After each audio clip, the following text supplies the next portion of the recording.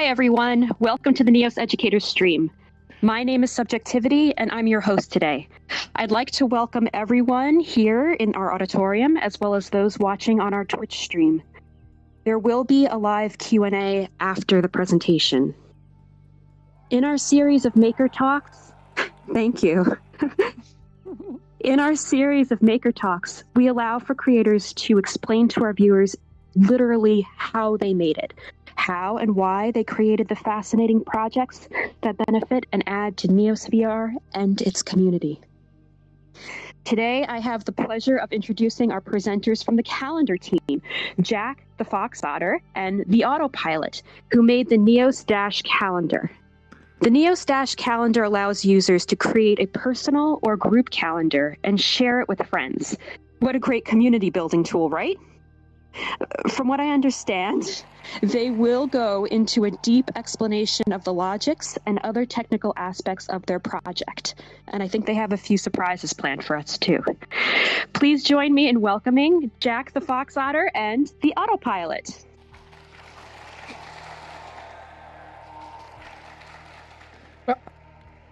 Hello, everyone. Hello.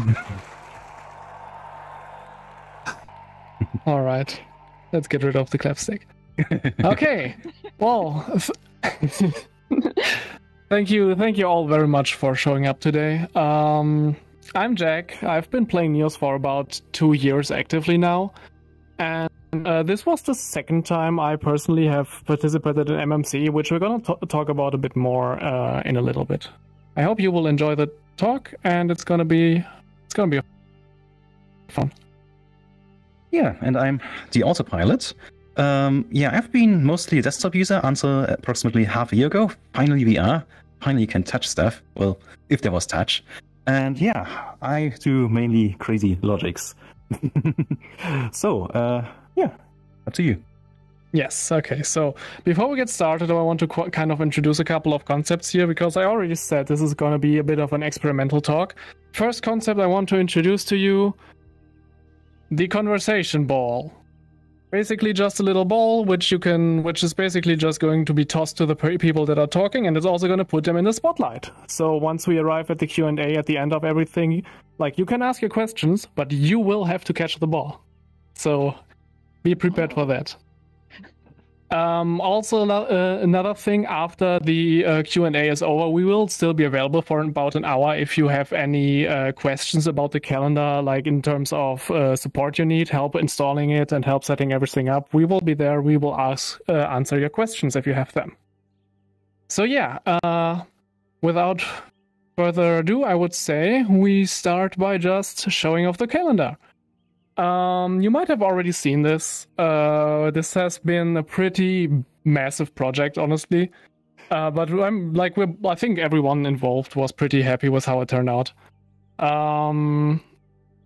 The concept here is basically pretty simple. You can have events. I mean, you have already seen a calendar before.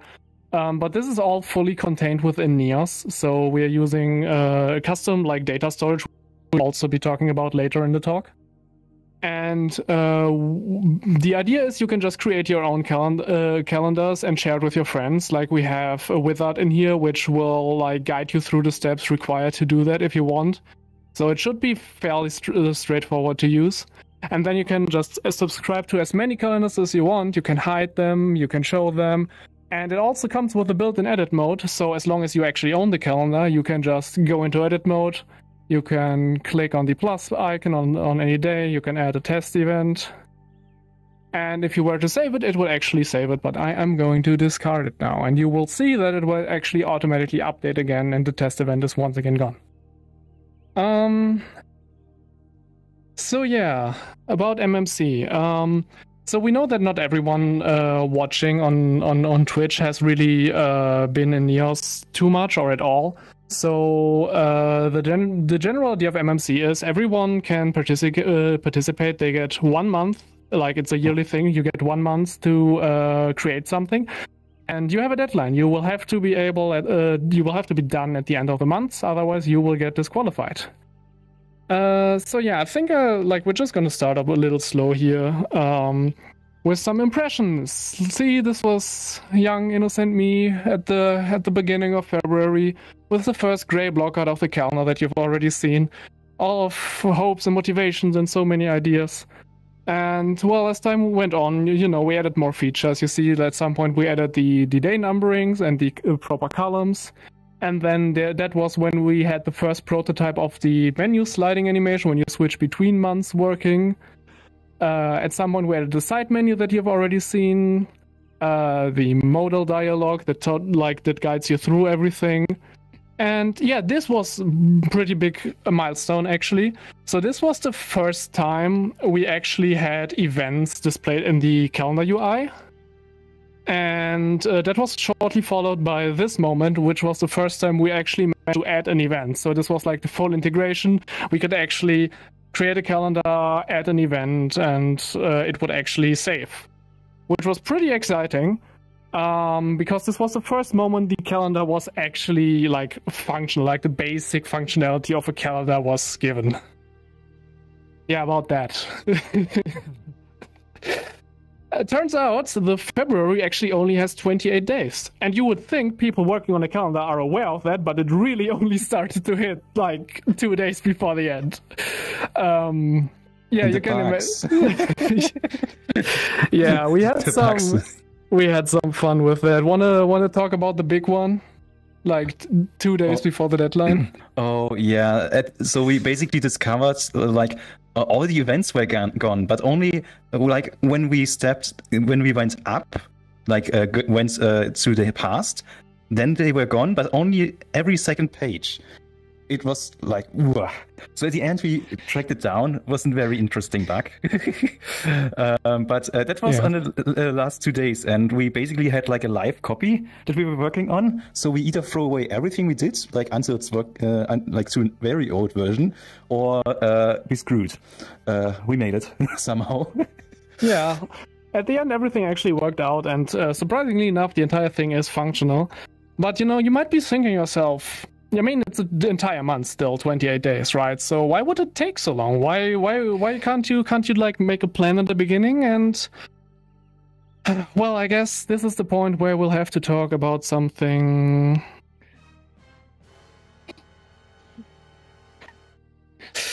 Feature creep.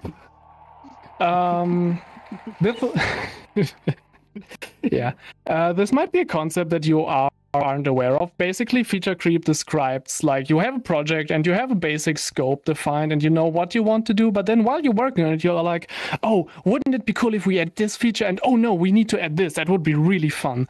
And then you just pile on more and more and more and more work on top of everything else. And then at some point you just like completely lose track of time and you realize, oh wow, we still have a long way to go and we don't even have our like core functionality working. So this is basically, don't worry if you can't read this, no, it's a bit small, but this was like the checklist that we created at the very beginning of the month. And basically during the month we continued to add to it and also check boxes. But I brought this out here so you can see like how much was actually planned and like how many of those boxes then actually turned out to be checked by the end of the month. We definitely learned valuable lessons there. Yeah, but we definitely got our MVP done, like the green part on the top. Hey, we have calendar.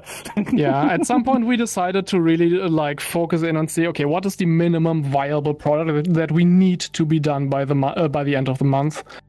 And then we decided, okay, everything else, even though we had some really cool other features that we were already working on, we said, okay, we need to put this on hold. We need to focus fully on getting the first, like the actual thing working, and we did. So that was pretty amazing. Yeah, we finished 1 hour before the deadline. 1 hour. Yeah, like 1 hour. And we were thinking about, okay, we still have 1 hour. What shall we do now? Oh, we need the tutorial video. Thankfully, we scrapped that. Otherwise, we would be very done. Yeah. Okay, that was really the point where it was like, okay, no, we still have to save this world. We need to make sure everything is actually properly working. And the only thing we really ended up doing in that last and that last hour was taking a nice like 360-degree picture for the world preview. And then we submitted everything and we said, okay, forget about it. And 5 minutes after that, I realized the picture was the wrong way around. Yeah, I know, it's amazing. But yeah. So, since we know some of you, especially watching on Twitch, haven't really seen Neos before. So I think it's a really good idea to get started with a little introduction in what is actually possible in this environment that we're in. Yeah, so we are in a virtual environment, not just alone, not just with Jack, but with many other people. And yeah, we don't just talk here like we currently do, we can also create stuff together. And also because we can work together on things, that means we can teach other people stuff and get feedback from them. It's kind of a nice cycle of creating and talking, and of course more. Also, since we're in a virtual environment, we have like all the space we need, so we can build our stuff, put it in a corner, and then we can build more stuff and do more stuff. At the end, we can build our own environments here and just have like the whole place is our workspace. And probably you who is the audience in the audience or people who are regularly in Neos, you know the pattern. What happens? Like people build their stuff, and over the hours, like the windows pile up, and you get more and more windows. So yeah, but at the end, you created your own workspace, so nobody is understanding what you're doing, but you know, oh, that's my notes, that's what I'm working on, this is the thing that's actually getting out of it, and somewhere in a far corner of the map or of the world, you have like your inspirational picture wall, like it's getting bigger and bigger. We also had such a wall, we saw a few pictures of it, so yeah, that's Neos for you in a nutshell. But of course, we don't just create like random cubes like that, like I'm very bad at art. But you can also do some programming, like this ball. This was also programmed in Neos. Speaking of the ball, it's up to you now. Yay, caught it! Nice. Okay, so yeah, that's basically the general idea, and I like especially this pattern of whenever someone is working in the world and they start like just like 360-degree encapsulating themselves in their project. I think people attending have probably seen that before. It kind of happens every time. But yeah, so now before we continue, I want to give a little bit of a disclaimer here. The rest of the talk is going to get fairly technical because we have like a pretty technical project that we were working on, and we are both programmers, and this is gonna be about programming. But fear not, we will do our best to like at least make sure that everyone is like familiar with the fundamentals of logic and try to explain everything in like simple terms to make sure everyone is up to speed and no one gets left behind. But yeah. With that said, this is Logix. This is Neos's built-in programming language, which is like a graph-based visual one, as opposed to like traditional text-based programming that you might like already be familiar with. And the basic idea, the basic principle here is that you usually have like a flow that's going from left to right. And we kind of differentiate between two types of flows. The one would be a control flow, which is like these white wires here represent that. They are called impulses. And just like in a traditional programming language, you can like choose how in what order your code executes stuff in, and you can branch off of that and make loops. And that's basically what this does. So if I like pulse this, you see now it triggers the false at the bottom. And if I switch this to true, now it goes at the top, so I can control like where the flow is going, basically. And this is more akin to like imperative programming styles, where you really like very like explicitly write your code in a way where like, okay, do this, then do that, and then like get to that end result by doing these steps.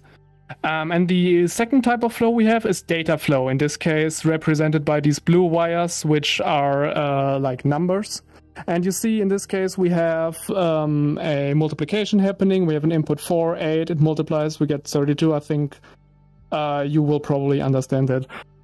Which is kind of like a little reminiscent of declarative programming, I find, because you don't really care about how you get to the end result. You just write out your logic and it will just happen, and it will also evaluate in real time. So if I were to change one of these inputs, you should be able to see that it basically updates immediately. Let's get to the next one. A very simple example of a piece of code, and I have written out basically the equivalent of the same code in Python, and I want to just very quickly show how you can compare logics to traditional languages. You see here, this is literally just a function that's checking if the number we give it is even, and it does so by getting the remainder of the number divided by 2, and if that's 0, then we have an even number. If it's not, then we have a false number. And we basically do the same here as well. So we have our input number 7, we do the modulo operation, which basically just divides and gets the remainder.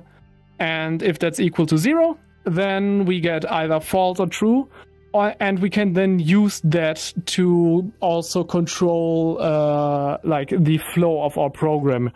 So we have a more kind of declarative way of writing out the logic, how we check for if the number is even, and then we have an imperative style of using that result to control execution flow of whatever's happening after that in the program.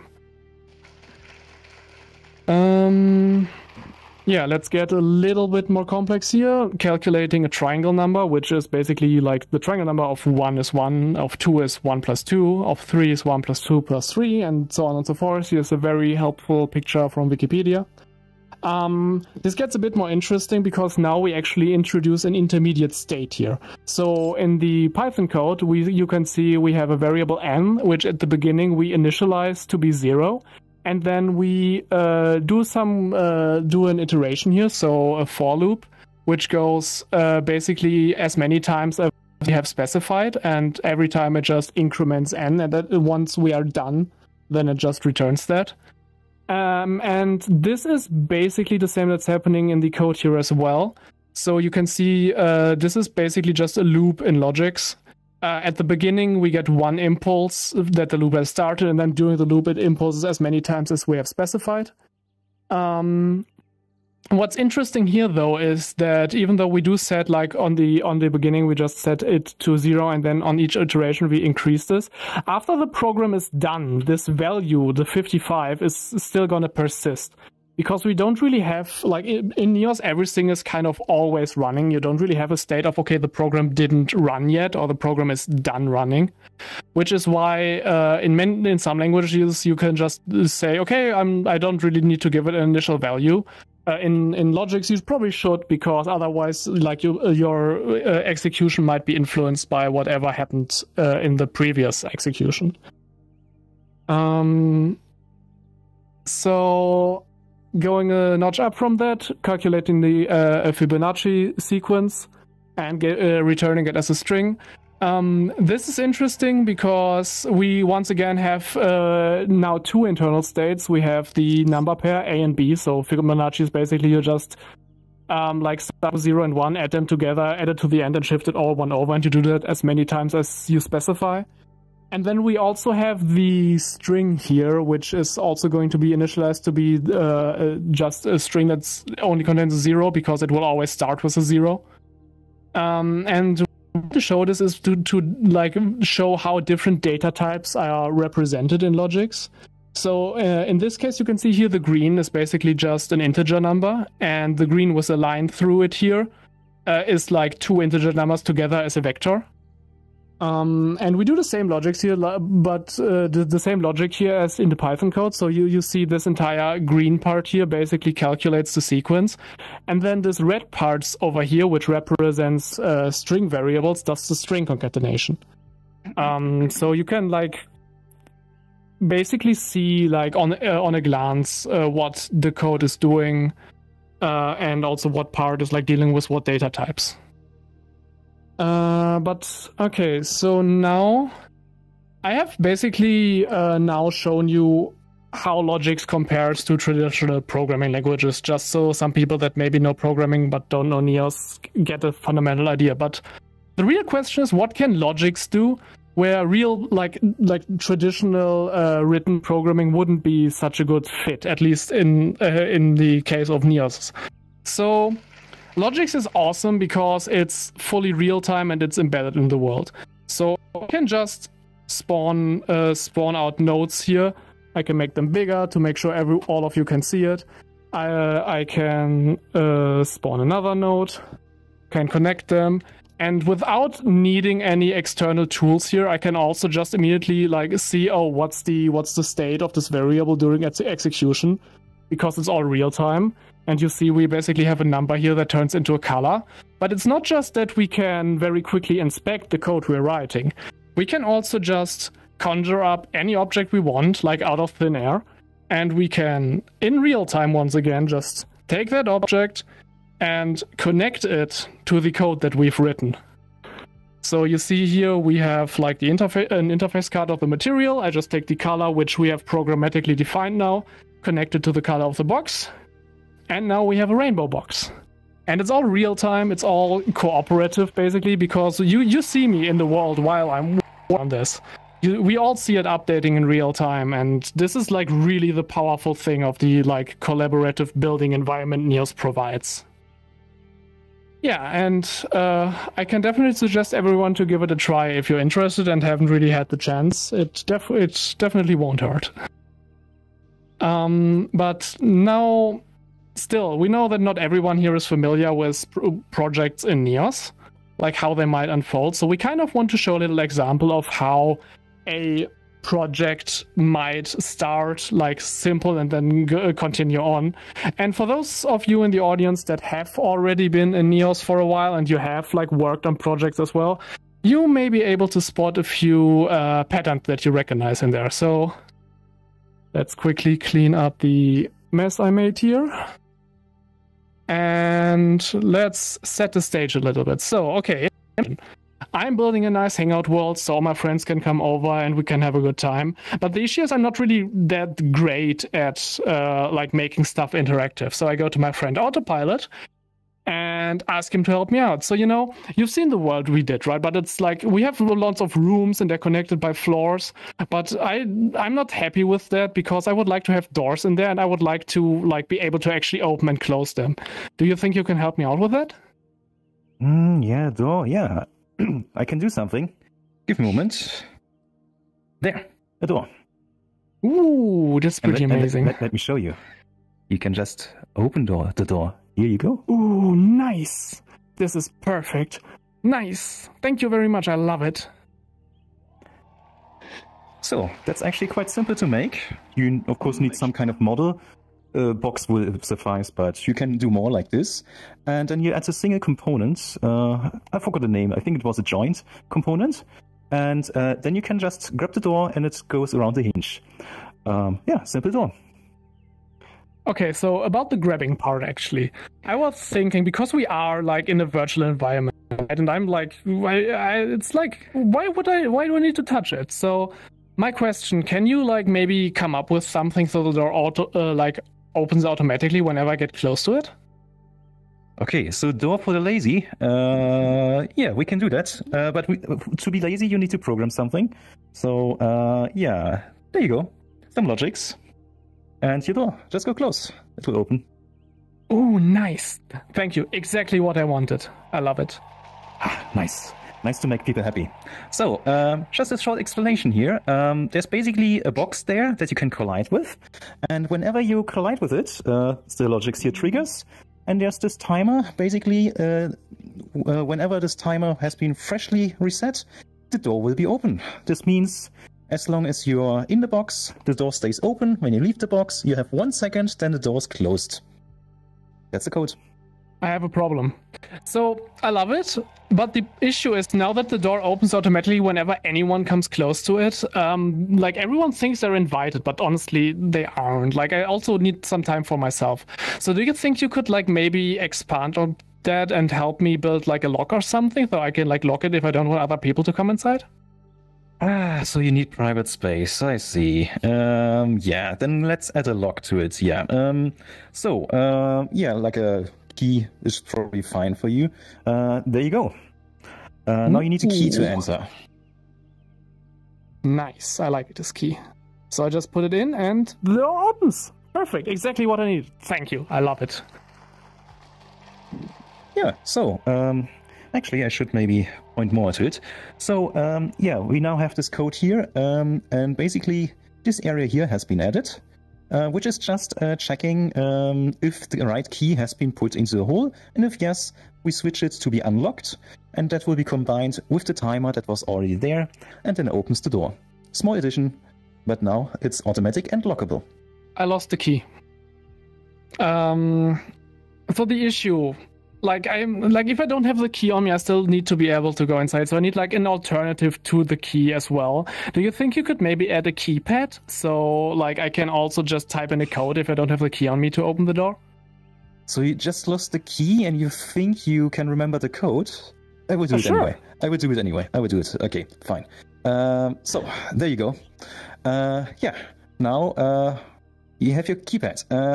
I put in a very secure code there. You have to figure it out. Give it a try. Okay, I'm gonna see. 1, 2, 3, 4. Oh, you guessed it. Oh my. Nice. I love it. Thank you very much. This is gonna help me out a lot. I love it. Goodbye.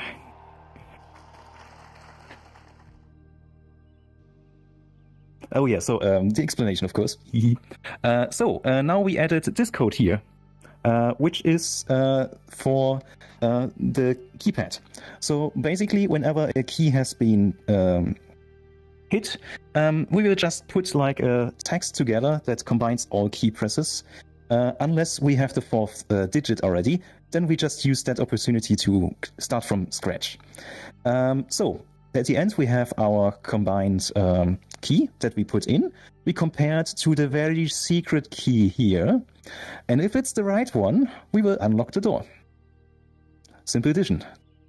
Everyone loves it. I showed it to all of my friends, and actually I have like 6 people that want to have the door installed as well. The issue is Sarah doesn't like the keypad, and Josh actually asked if he can only have the keypad because he lives on a space station. Do you think that would be more fitting? Do you think you can do that for them? Oh, give me a break. Stop. No. This is a mess. No. It doesn't look like it. This code, it looks so clean. It's like you have a city chart here of subways or whatever, but it's actually a messy code already. So the problem here is now we start to not only have a single door, but we may have many more doors, all with extra wishes and stuff you remove. And one problem, for example, with Logic's code that can be problematic if you do it the wrong way, are those arrows here, those reference arrows. So because this arrow here is, so this arrow here may be pointing to something like the keypad, for example, but it's not part of the door. So when you delete the keypad, this ref arrow will not work anymore. And then you may add a new keypad, or you may undo, but chances are that this is still not working anymore. And you're wondering why your code is broken. The biggest reason here is this code is not part of the keypad or the lock, but actually part of the door. So we should split out our code and make sure every piece is in the right spot. And also make sure that we have it split out in the proper pieces. So, for example, the actual keypad is actually the code here on the bottom. So that should be its own piece. Then we have the lock. That should be its own thing. Then we have like the timer. Now you would think I would just make it one piece. But actually, what happens if you have like a button to open your door? This could be like for some space station. You maybe want to have like one side a sensor, other side a button. Could happen. You don't want to accidentally expose yourself to space. So maybe the trigger for the door opening also has to be a separate piece from the actual like waiting circuit. And then, of course, you have the door itself. You can have different styles of door, like the space station with its double-sided sliding door compared to a more traditional door like here. So you have many separate pieces, and you somehow want to keep them working together. But on the other hand, they are separate pieces. So what do? That's part of the next step. So let's go to the next slide.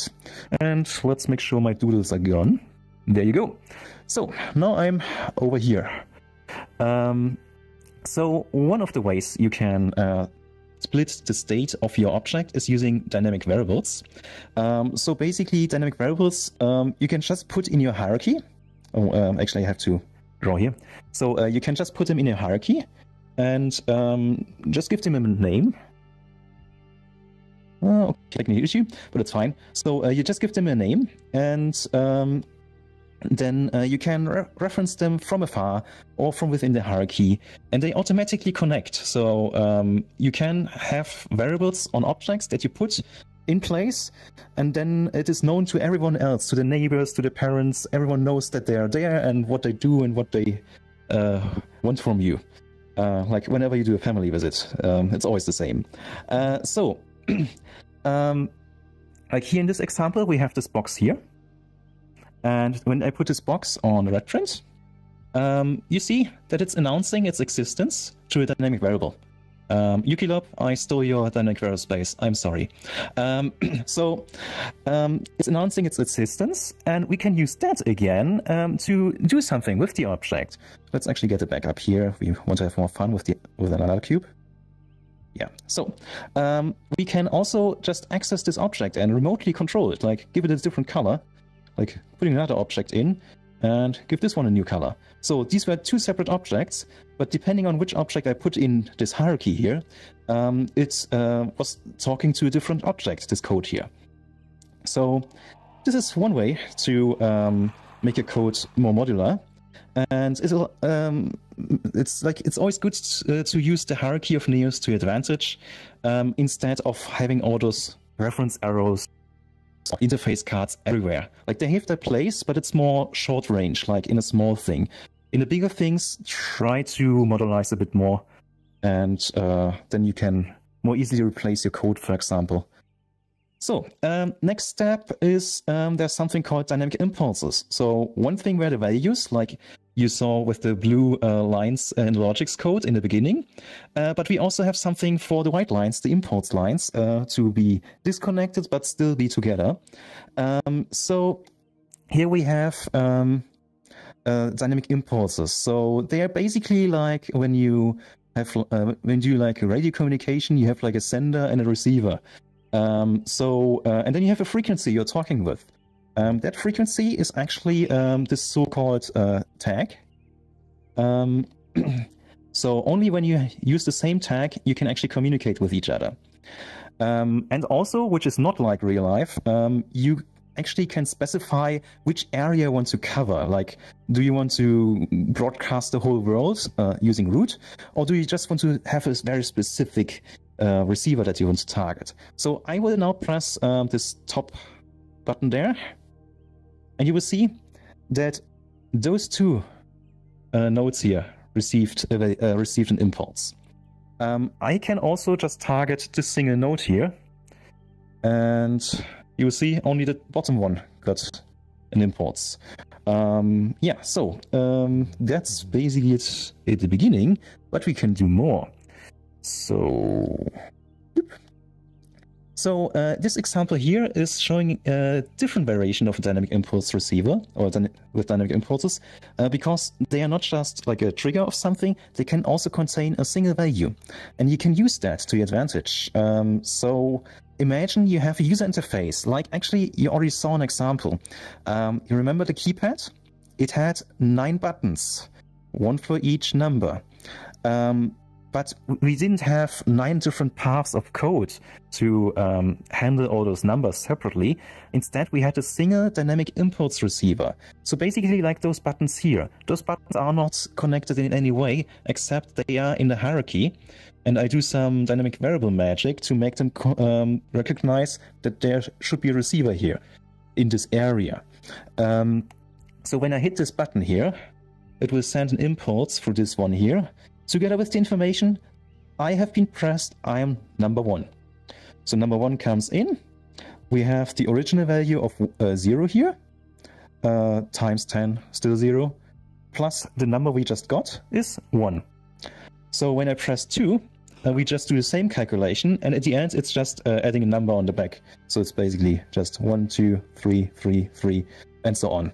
It's just a simple number input at the end. We also have a clear button. But yeah, this way you can exchange your UI to maybe a different version. You have maybe a very talented UI guy that is able to do like nice things, not like me, like the gray boxes. And then on the other hand, you have somebody doing lots of logics, and you can work on things separately. And then at some point you meet together, you throw stuff together, and the dynamic variables and dynamic impulses, they just make sure that everything is really working together.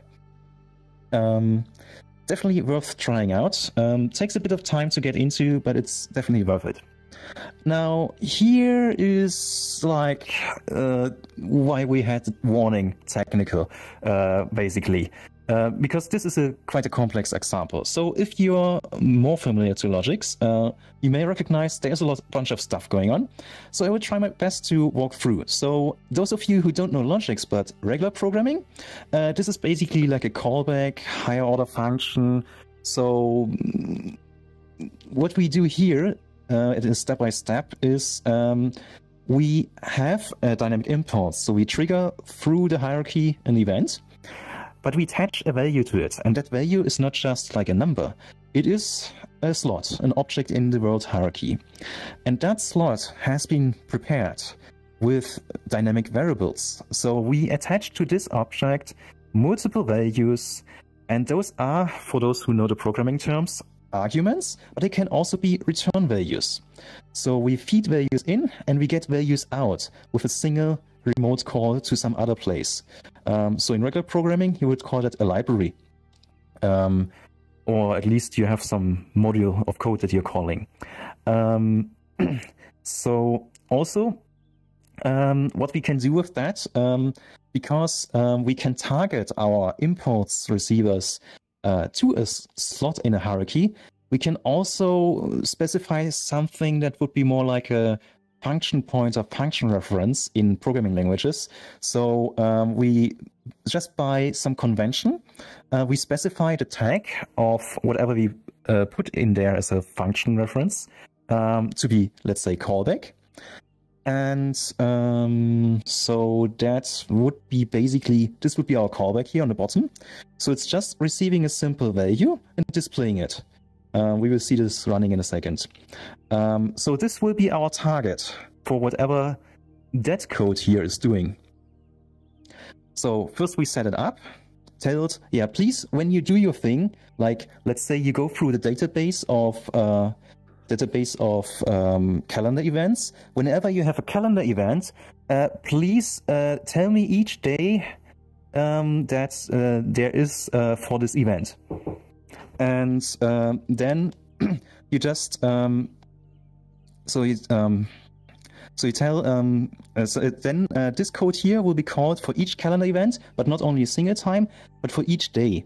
So the idea was to fill this whole view with events, because you see you have the MMC event, which goes a long time, multiple days, and that will be this adding of events will be handled by a similar code like this. So we set it up with information, then we trigger it. Then this code does our complex database. Okay, so then this code here does its complex database operation. And then this one here gives us the output. Or in this case, it's very simple stuff. It's basically just an extravagant for loop. It doesn't do more. So sorry for the complexity here. But it's trying to keep it simple. So it's not a thing you set up like for everything, but if you have a complex code, you do like some processing of JSON. Yeah, that's actually a good way to throw the ball. Yeah, you know, I know you want to talk something. Oh yeah, forgot the ball there. Here you go. I can do it. I can do it. Yes, I got it. That was a good throw. Nice. Yeah, so what I want to show you next, oops, that was one too far, is basically how we use this callback like syntax basically that we more or less came up with. At least we haven't seen anyone else use it in this way before. To talk to the parser that basically does all the parsing. So I'm going to get a bit more in depth with the data structure, but basically all of our calendars are stored in a single string of like 4,000 characters of length. And to turn that string, which is just text, into like all the information we need to like deserialize it.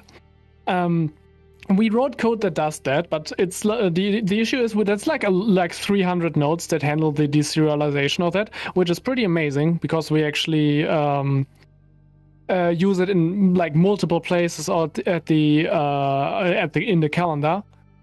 But we only really have this code once. So how we set this up was we just use exactly that. We give it a callback. So I'm going to try to explain this in simple terms here, although I can't because we forgot to put a collider on this red print, which is amazing. Yeah, preparations. It's fine. Yeah, it's not like we worked a week on this. But yeah, I can explain it anyway. So basically the idea is just we like have the parser slot, which we just have in a variable. And then whenever we need it, like in this case, it would be this impulse when I click it. What it will do is it will first configure the parser. So it's going to basically set a bunch of variables that are just on the parser, which control its execution. And once this actually does execute, like one of these variables is actually just a callback, which like that code, like the parser itself will call once it's done parsing. And if I quickly click this, you will be able to see that now this actually is connected to the calendar behind there. So it's actually like working with live information. Once we call the parser, it's going to give us a callback, which will then just take that like data we have. In this case, it was actually serialization, not deserialization. But it's like just the other way around, and we just write that into a string, which we can then store, for example, to the cloud variable. The interesting part here, however, is so to keep performance optimized, because the calendar, like the parsing operation works really well. We had a pretty good code that does it. The issue was like if you had a 4,000 character string and like if you like deserializing it would actually create more than 4,000 slots at once. So that was actually, well, not more than 4,000 slots at once, but like for each node in there, basically it would just create one slot. And that would like start to lag if the string got too. What we had to do was we had to figure out, okay, instead of just doing it all in one update, we just only processed 50 characters at a time, which we just measured was basically no performance impact at all. And then on the next update, we do the next 50 characters until we are done with parsing the string. And that worked, but now you might, like, if you've already worked with programming in the past, you might see a little issue arising here, which is we have multiple parts in our code where this parser is called, and the parser doesn't update, it doesn't finish immediately. So what do we get? We get basically non-deterministic execution time. Which means if we were actually to call the parser from one part of the code where, while it was still running, we would kind of corrupt its internal state because we would change these variables which control its internal execution, and that wouldn't be good. So yeah, I personally didn't really think before we started this project that I would ever have to worry about race conditions and logics. But I do. So we literally invented a locking system here, which is kind of similar to how Wi-Fi like detects collisions. We just, before we start the code, it's just going to say, hey, can I get the lock? And if the lock is already taken by another piece of code, it's like, no, try again in a second. And it does that until it actually does get the lock, and then it like has a couple of updates reserved to actually prepare everything. Then it will execute, and this way we make sure that like the calendar isn't like interfering with itself, basically. But yeah, since we were already good at the bolstering part, I would say we take a deeper look at the data structure, and I'm going to try to throw that ball back to you. Yeah, I got it. Nice. Thank you. So, My part is more about the data that we store. Yeah, why is data so important? Well, it's actually like maybe it's written somewhere, but I haven't read that much in that detail yet. But it's probably the rule is number 0 in development, because before you do any coding, you better should ask yourself, what information do I need actually, and how do I store it? Like, if you store it in a weird way, you're setting yourself lots of obstacles in your way. And if you do something very hidden, maybe you see those obstacles when you're almost finished with your project, and now you have to rework all your data and have to change all your code to accommodate this change. So it's always good to think about your data and your data structures. How do you store things? Where do you store things? And for us, the most important part was it's a calendar. So it's not something that you spawn and delete and be happy with it. There should be something that persists, like forever, hopefully. There's 2 ways we can do that here in Neos without resorting to external services. So one is just to have an object that you can persist, that you can just save. So basically just open context menu, save it. This is quite good for many things, like when you play a game and you're done with it, and yeah, let's save that. Perfect. But our calendar, it's supposed to live on your dashboard. You don't really spawn that much stuff into your user space where the dashboard lives in. And even less you save stuff that's in there. So it's not really a thing that you just grab a thing and you save. Also, you can't really trigger saving objects from logics. Would be nice, but maybe your storage would be full very soon with some crazy logics, you never know. So what we instead use is so-called cloud variables, where we can't really show much because you just enter like a bot command in a chat, which we actually help you with. So you don't have to remember the command. You just go through the step-by-step procedure and you get the command you have to write. But once you have that variable set up, you can just use it with logics. And you can basically have those 4,000 something characters of text and save it and retrieve it.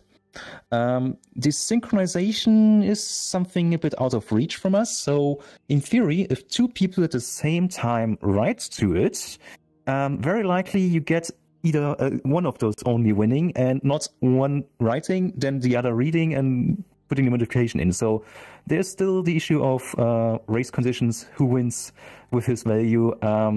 So group calendars are still out of reach. But at least you can use dynamic variables, like they have a permission system that we basically can just use for free because it's already there. So you can share calendars and you can give a calendar basically with group access to people. Just make sure not 2 people at the same time write to it. So there is actually functionality in Neos to have private calendars, to have public calendars, just using those cloud variables.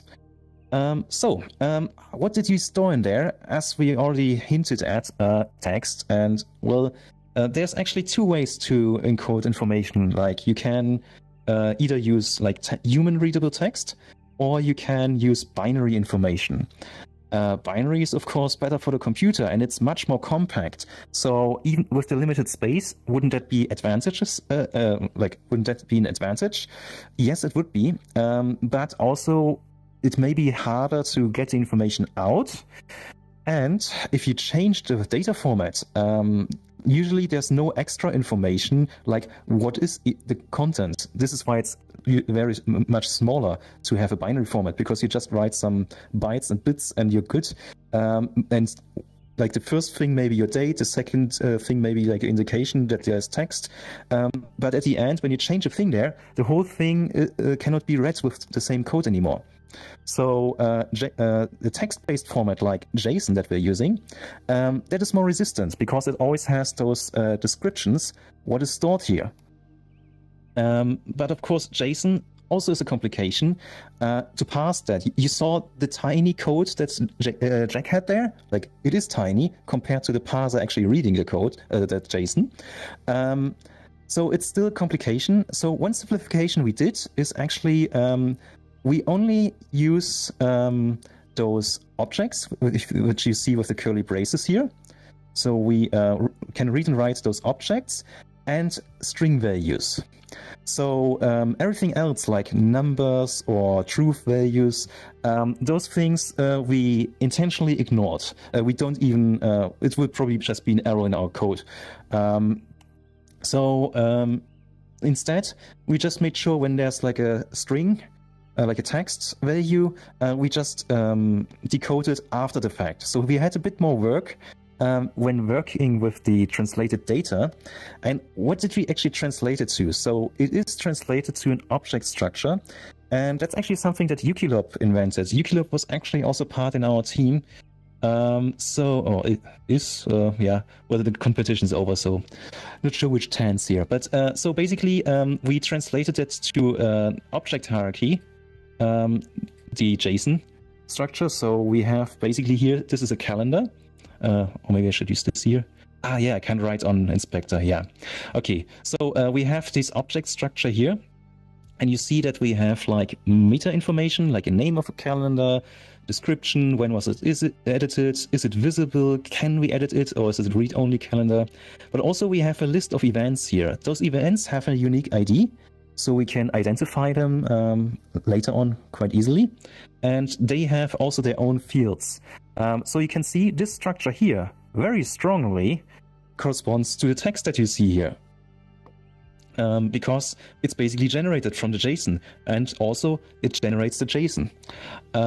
Some things, like the color here, they are encoded in a way that it's a bit more compressed. You know, we could use like 3 different floating point numbers with all the decimals behind them, but usually you only use a very limited amount of colors. So here we shortened it down to just 3 characters.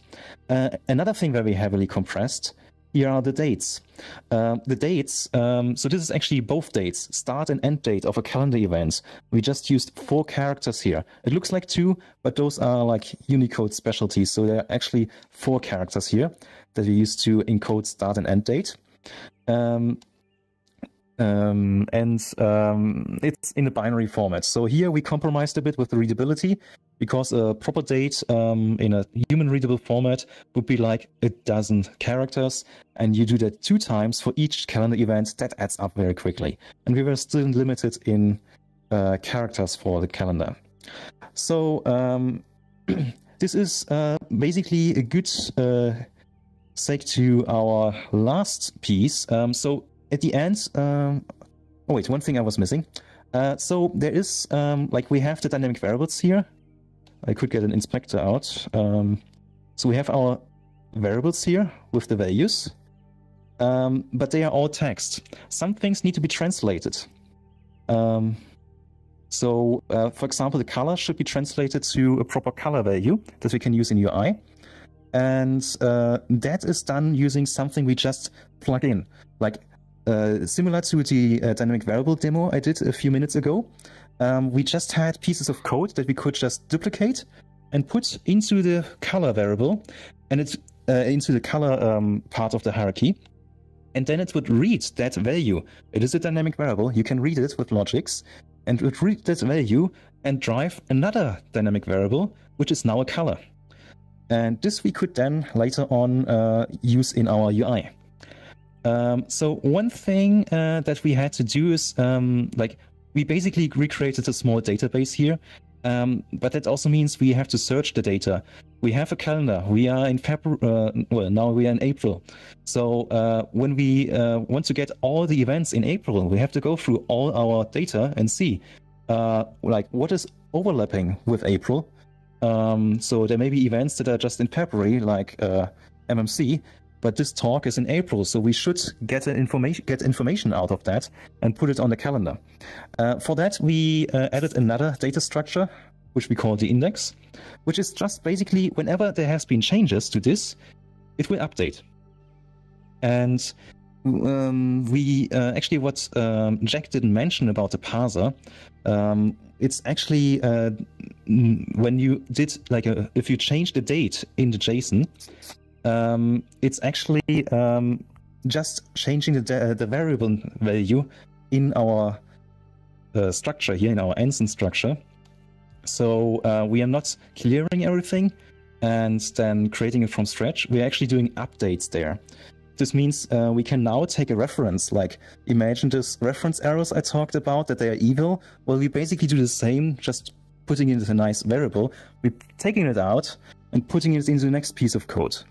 But we do that through our logics, and we know this part will not be edited, will not be deleted on a whim, but only when our logics wants it.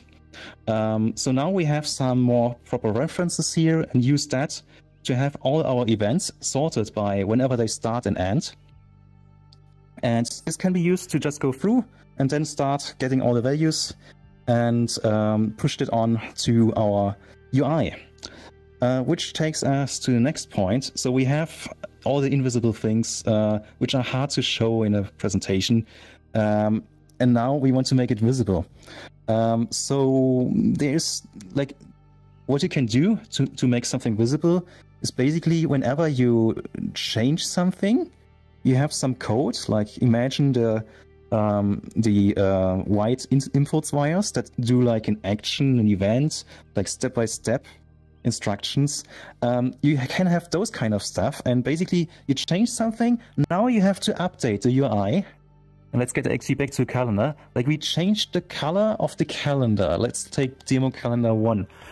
You may want to focus the camera on the calendar. This is basically non-scripted now. So we have the color of the calendar, and we just change it. And now this code needs to tell some other piece of code, hey, we have changed the calendar color. Now please go through the whole calendar and change it there. There would be lots of manual updates. It is possible, you can set it up, but you have to set it up. You have to write the code. It's easy to miss like one change. Like you change the text and suddenly you notice, oh, the text is not updated. I forgot that part, but the color works.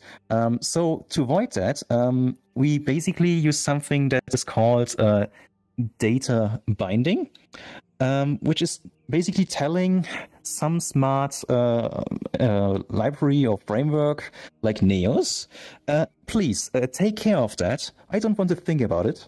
Let's just make sure that those two values are connected. So for example, here on that red print, we have two text fields.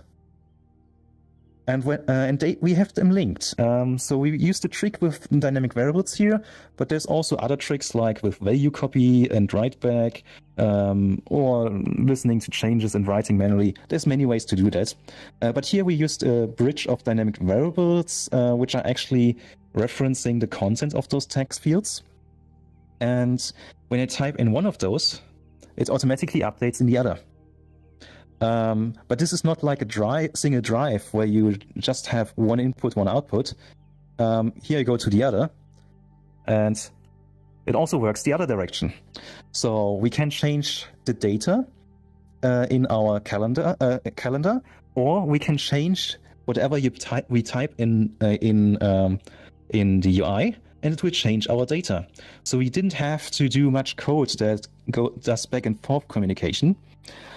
Which was very nice, because otherwise we wouldn't have made like the last few days with this. So one final demonstration here. This is basically when you click on so when you go on the calendar and you go to editing and you click on an event, you can now edit things and it will just work. So this piece here is basically a demonstration of that. So we have our user interface here, or maybe let's put that so that's easier in the camera up there. So we have our user interface here. We can just change the value. And then we can just click on a button here to bind to a different value.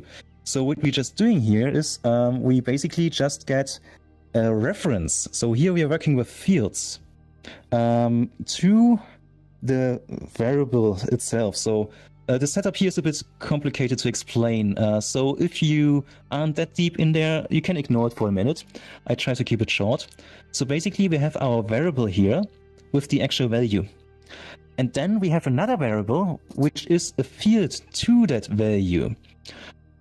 So we have, and instead of reading and writing with the primary variable, we use that with the field and use that to link the two pieces together.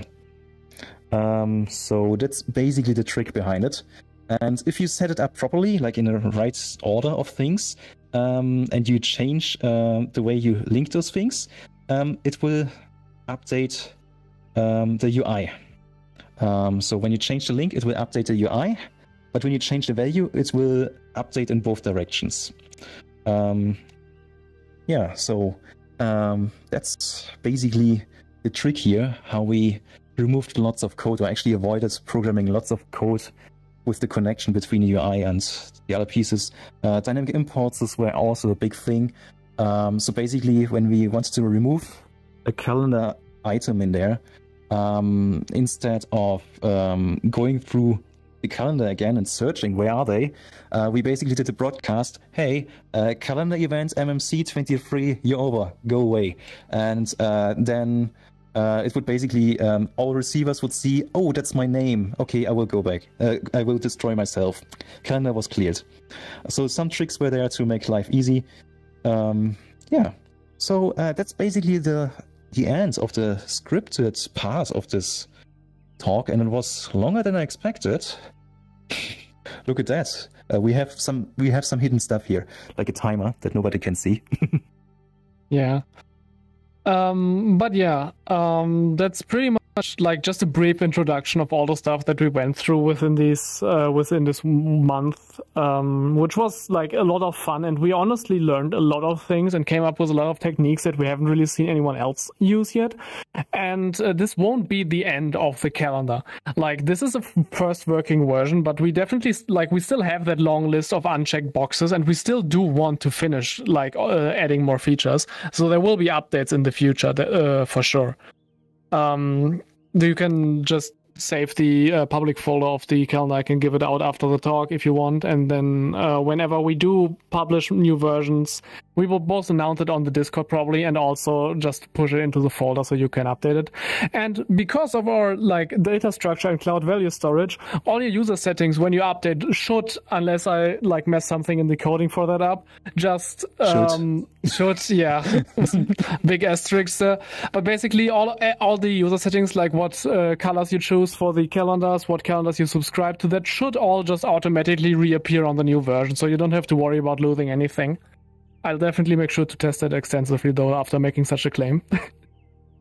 But yeah, that's pretty much all from it. So thank you all very much for attending. It's like honestly a blast seeing so many people showing up to such a technical talk. But it was a lot of fun with you all. Awesome, guys. That was really, really thorough. Actually, let me put myself on shout so you can hear me. Great. That was really, really thorough. As somebody who only kind of knows the basics of programming and logics, it was extremely clear what you guys were doing, at least to me. We're going to open this up to Q&A. So I would love to have a question from the audience if we've got anybody. If not, I can try to open it up with a question. Raise your hands nice and high if you have a question. No? Okay, so I'll start with one and then you guys can keep thinking. Okay? And remember, we're doing this by this ball thing, so you're going to get, if you get to ask a question, you get one of these balls thrown at you, and it's a lot of fun. So I highly recommend asking a question. We're going to have a great time here. So what's the next thing? You had that checklist of things to do on the calendar. So what is the next thing? What's the next thing on the priority list? Yeah, okay, I'm not going to toss you the ball. So we have a bunch of things still planned. The first update will probably not add too much fancy new stuff, and we will most likely just performance, increase reliability, make sure that, because like You saw how the calendar looked 2 days before the deadline. There's a lot of like the logic's equivalent of duct tape holding that thing together. So we're definitely gonna do a bunch of refactoring to make sure this is all gonna be clean for the next update, and it should definitely behave a lot nicer. Although not gonna lie, like there's very few bugs that I have noticed so far. I'm like really impressed that this thing even works at all. Honestly, you should have seen it 5 days before the deadline. Yeah. Yeah, but after the performance updates are done, I think one of the biggest major features that will be added next to just showing more detail, and there's 2 things that I think will be very important. The one thing is sharing calendar. Currently, if you want to share your calendar with your friend, you would go to the settings, copy the link of the calendar, and you would just send that text basically to someone else, and then that other person can just go like add a calendar, subscribe to existing, and enter the link there. But this entire link handling and like copying, pasting, it's not really intuitive in VR. We have a concept for that we've pretty much already did the proof of concept, so we know it is going to work. We just need to actually implement it, which is our idea. We want to be able to, you click a button in the calendar in your dash, and it will actually just spawn out an object in the world, which is basically just contains that link, and you can just hand it to someone else. They can click on that thing, and then it asks them in their dash, if they have the calendar installed, hey, do you want to add this calendar? So basically removing a lot of friction in the sharing process. And the second most important thing I think that we want to add is more metadata to the actual events, the most important of which being session links. So you can actually just, if you host an event and that event is live 5 minutes before it starts, you could just edit the actual event, drop a session link in there, and then everyone who has the calendar can also just join your session through the calendar by clicking on it, which is also something that we definitely want to get working as well. Cool. Do we have any questions in the audience? If not, there's sort of a question on. Oh, there we go. There's a question. Yes, go right ahead. Remember to put yourself in shout. Oh, I'm bad thrower today, but there goes your bounce. Hey, second chance. Use the laser. Lose your laser. There we go. Got it. Okay, so I'm not so familiar with shout mode. Yeah. Shout mode, I'm not please. so familiar with creating UIs in Neos other than the funny orange slanted buttons. Mm-hmm. So Did you guys use UIX to make this? Yes. Okay, cool. A lot of it. I've not looked into it before, but this looks really nice. It's Yeah. cool. It's cool what you can do with that. Yeah, UIX has a tiny bit of bugs you need to work around with. One of those hit us very hard before the end of the competition, which may actually be a new bug. I have to look into that. But if you don't have that, so UIX is a bit different compared to other UI frameworks I've personally worked with, because it uses the same component-based architecture of Neos. So things that are all-in-one solutions in regular UI framework, you have a button, and that button actually has included text, and it has a certain layouting behavior, and all those things combined. That would be a normal framework, how I know it from Java or other languages. But here in Neos, all those properties, being at a certain position, is a different component to the button that you can interact with. And then you have a text that's actually another component, the visuals of a button are completely separate from the button component itself. And then it also goes you have a few components that allow you to have so-called button actions. So usually in a regular programming environment, you would really quickly leave the UI area and add some random code snippet in there to do a certain action. And here we have a good amount of preset components like cycling through a value, or switching a value, or triggering a dynamic impulse, which was used for the buttons on the keypad here in the example. So you can have lots of different actions, and some of them are quite powerful. And for example, one of those actions is actually starting editing a text, which is hidden under the name text field. It's just a normal text field, but in fact it's just a reaction to a button. So again, when you compose something like a text field, you basically have a position for it, you have a visual for it, which is mostly just a white image or something. Then you have the button, and the button itself calls the text field, which starts the text editor. On the text is a separate thing again. Oh, wow. So usually when you spawn like the most complex component in UIX, that kind of spawns itself, like all the components. So it's usually not that complicated. It takes some time getting used to it, but on the other hand, it's much more flexible. You can create custom UI elements, just composing stuff together, like getting a custom checkbox thingy or like some reactions to that. It is definitely something worth looking into. But it's also a learning curve, so I wouldn't say that UX is easy, but it's quite powerful. Yeah. Okay. I'll have to look into that sometime. Yeah. And maybe a little something about the design part of the UI. So what I actually just quickly brought out here, this was actually just the thing that I created before. Like we just had, you saw in the pictures earlier, we all just had it all boxed out, gray box. It wasn't really looking nice. So like when I came up with the design, what I did and what I can actually suggest everyone else to do as well, I just like thought about, okay, what are all the UI elements I'm going to need? And then I just made like a little reference card that only contains these UI elements. I see how they work together, how they look when the inputs are disabled, for example. Like make sure you can interact with them, change stuff, just to get like this reference, which then once you have everything like how you like it, you have the colors, which I really tweaked for like an entire day until I was happy with all the shades, which is interesting because it's all gray, but like this was I can suggest everyone basically trying to do something like this that helps out a lot, and because once you have this, you can literally just like copy paste your UI elements from there. Great. Throwing the ball Big back. question. Or should I throw it to the next? Yeah, who's got a question? Oh, there, Sizel. Here it comes. All the way across. Okay. Oh no, it's all behind you. Wait, I'm gonna quickly help you. Like, oh well, I guess now we have 2 balls. There you go. Oh, no. I hope this one should actually work. Yes, the spotlight works again. Nice. Got him. Lovely. Thanks for the talk, guys. And I really appreciated that last piece of advice, Jack, because I have done a fair amount of UIX, and I have not tried putting together a reference card before, and I really like the idea, so I'll probably do that in the future. Yeah, nice idea.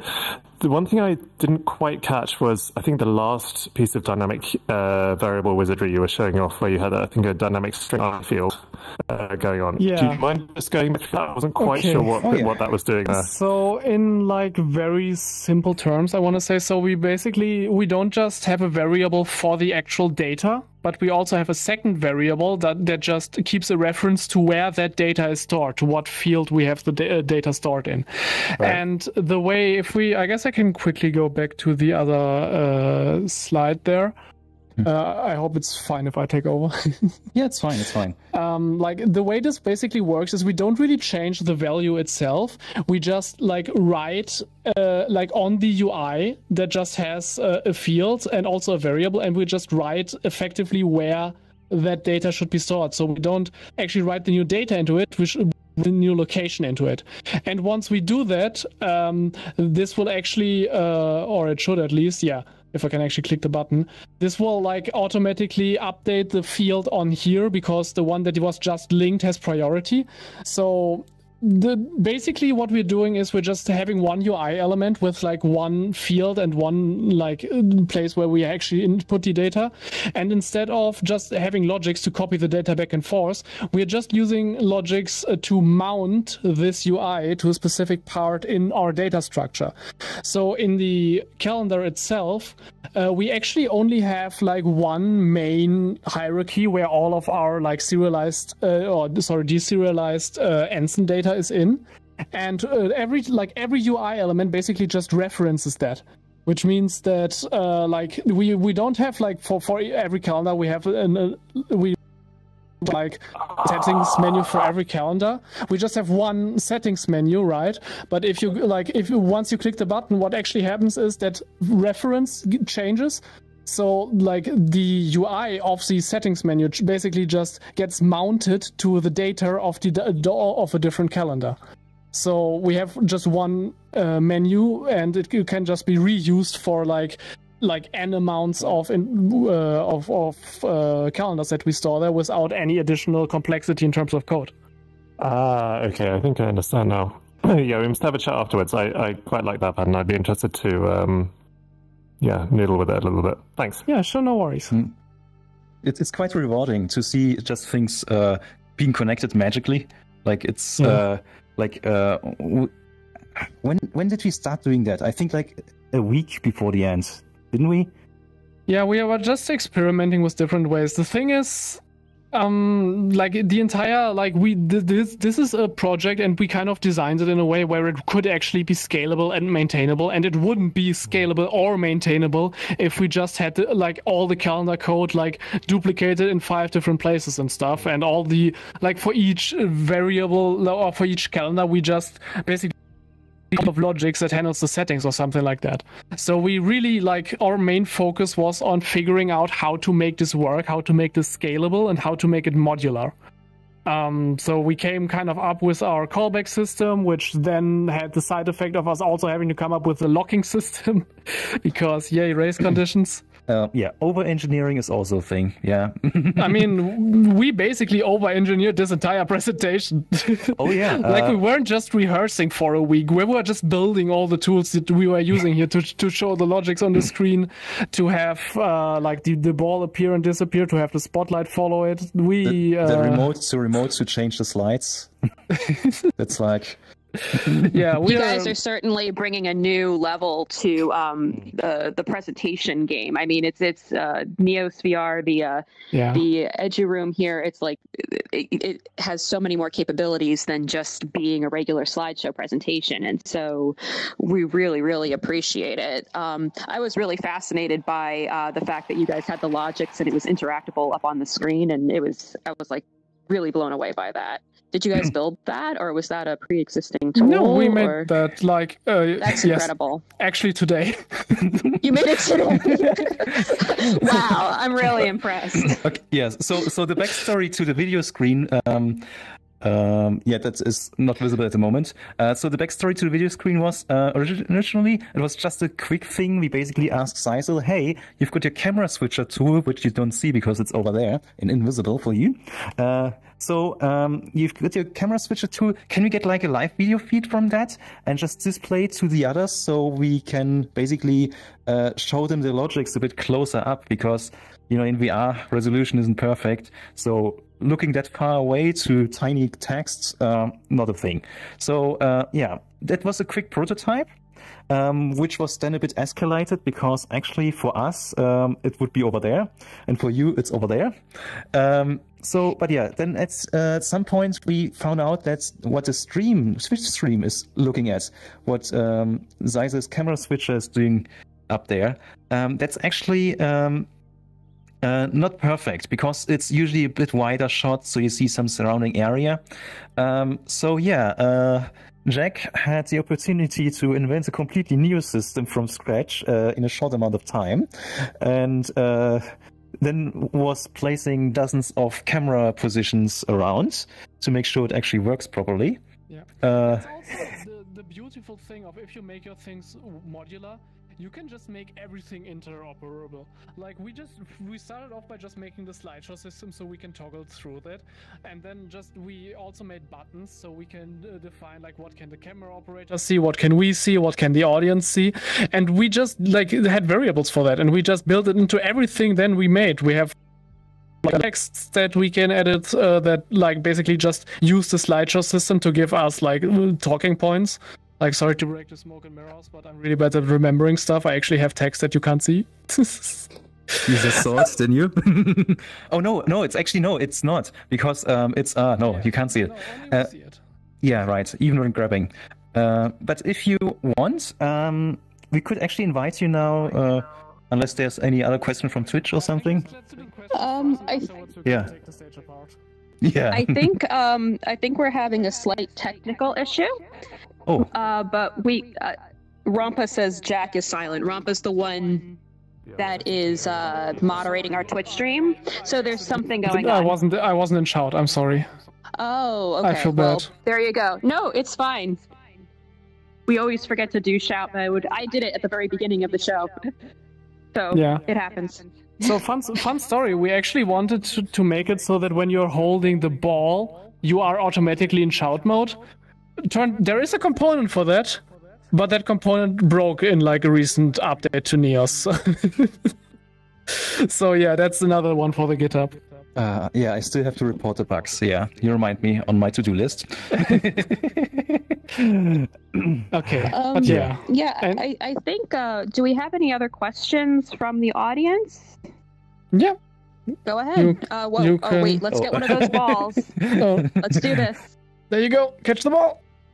Oh. No! Oh no! Oh, there you go. Yeah, thanks. I was just wondering, all the fun assets, examples of logics and whatnot you used during your presentation, which was great, by the way.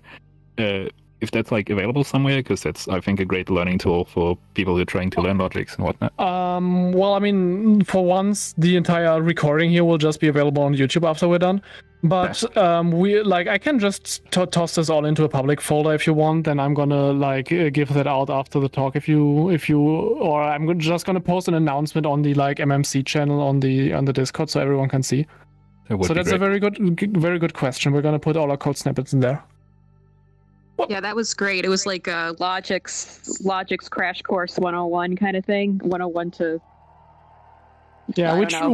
It got a little bit... It was quite clear, though, so I really appreciate that. Nice. Yeah, it's a bit difficult if you have multiple people with different levels of knowledge attending in your talk, and you are trying to you don't want to explain everything in detail because then the people that already know it will get bored, but you also can't just skip over everything because then the people that don't know everything won't be able to follow. So it's fun. I think you guys did a fantastic job. Yeah. We did a lot of work on balancing that out. Yeah, we were critiquing each other's talking points, doing lots of tests. Yeah, we had like a week. I think you have some feedback going on there, so if you could mute your microphone, that would be perfect. Thank you very much. Great. Do we have any more questions in the audience? There was one question in the chat, but I believe it got answered, and I think that you guys kind of answered it, and it was about cloud variables. I can just read it, and if you guys have anything to add. Let's see. Two-way data manipulation, is the dynamic part of the variables built in, or is that custom built? And then Rompa said dynamic variables are two-way. You just need to use separate built-in read and write nodes. Cloud variables are very similar to dynamic. They're just stored in the cloud where you can actively access them from anywhere. Yeah. Do you want to add anything to that? Yeah, I can actually add to that because you can use the logics nodes to read and write dynamic variables. But to get the two-way communication, you don't really need that. There's also a thing that's called a dynamic field.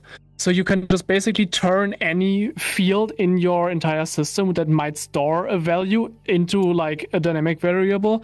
And if you use the same name there as you would use on another field or on another dynamic variable, then just Neos itself, the Froox engine in the background, just make sure that all of these are kept in sync, which is really handy because if you don't do that and you manually create all of your linking between variables writes here, reads there, then you are starting to get into a situation, okay, now I store that information here, but I also store it here, and when I change it here, I need to manually also update it there, and if I update it there, I need to manually update it there, and then if you add even more places where the data might be stored, you're just starting to write a whole bunch of code just to keep that all synchronized. And if you make a mistake, then suddenly you have not just redundant data, but also redundant data that isn't in sync anymore. And at that point, you basically just set yourself up for a lot of fun debugging. What we did basically was just because logics, or rather dynamic fields and dynamic variables just have that syncing built in, we just utilize that. So we don't have to worry about any redundant data. We just have one data structure where we store everything. And whenever we want to change it, we just link a UI element to that and then let you change it through that UI element. And Neos automatically ensures that it's all going to stay in sync. Awesome. Yeah.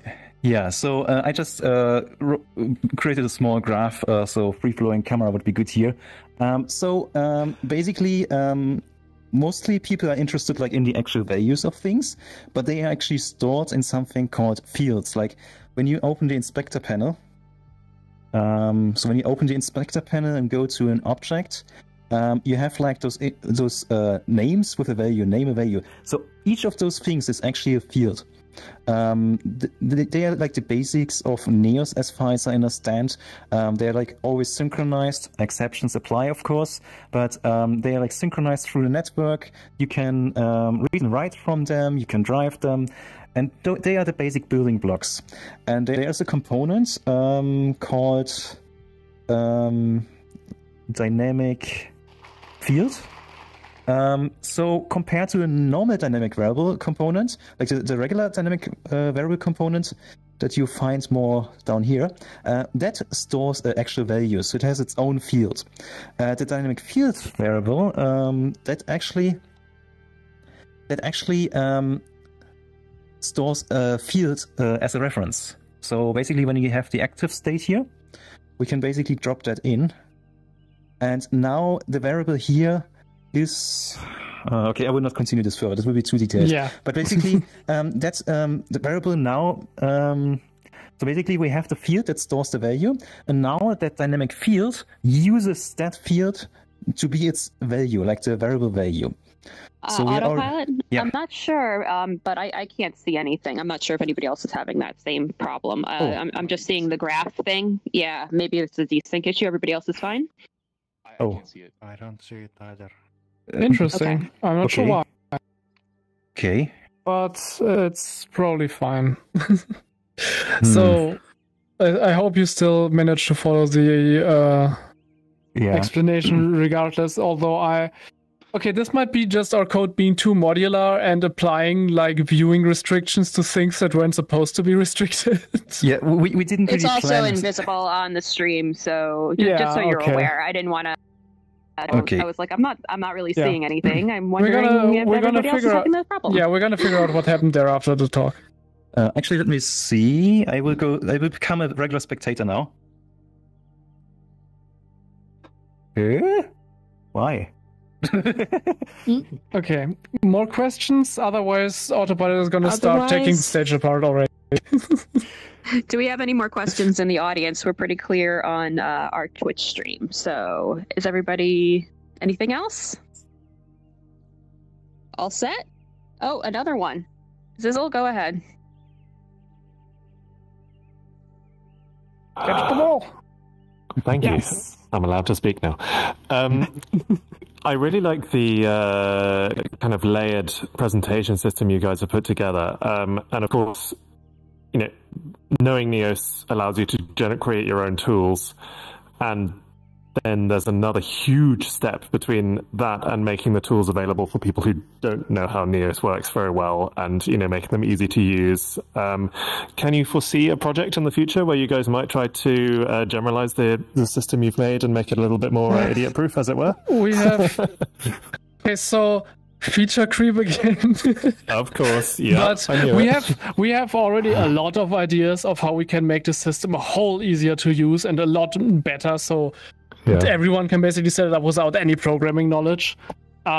We have more or less already kind of promised Jason that once the talk is over, we will just meet up and then we will discuss how we can take this thing and turn it into an actual product that we can just permanently install in this world, so other speakers in the future can basically use the same tools to prepare their interactive things. Perfect. Maybe speakers that are a bit better at acting. Well, Jason's a bulldog, so I'm sure he's going to make sure it happens. Awesome. Any other questions or? All right, I think that we're going to start to wrap up. I'd like to thank our speakers from the calendar team, Jack and Autopilot.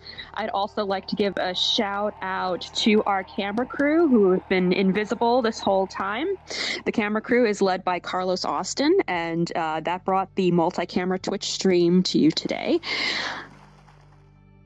So also, thank you to everyone in the auditorium and on Twitch for attending, and thank you for your great questions. This was some great discussion, and it was fantastic that you all came and interacted, and there were balls flying everywhere.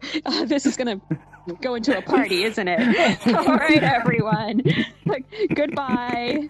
Thank you so much.